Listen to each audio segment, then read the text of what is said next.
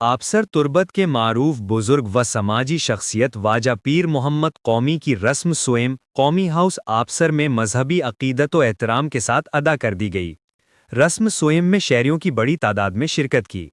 مرحوم واجہ پیر محمد قومی تربت پریس کلب کے سابق صدر لال بخش قومی اور ڈاکٹر خدا بخش قومی کے والد تھے۔ رسم سوئم میں تربت کے علاوہ بالگتر، ہوشاب، تیجابان، سامی، ہیرونک، شاپک، شہرک، بلیدہ، پیڈارک، پسنی، گوادر اور ماڑا سمیت کراچی سے تعلق رکھنے والے مختلف مکاتب فکر کے افراد کے علاوہ صحافی برادری نے شرکت کی۔ رسم سوئم کے موقع پر مرحوم کی مغفرت کے لیے خصوصی دعا کی گئی۔ شرکا نے مرحوم کے ایصال ثواب کے لیے فاتحہ خوانی کی اور ان کی مذہبی و سماجی خدمات کو خراج تحسین پیش کیا۔ اس موقع پر شرکا نے لال بخش قومی اور ان کے خاندان سے تعزیت کا اظہار کیا اور مرحوم کی سماجی خدمات کو ناقابل فراموش قرار دیا۔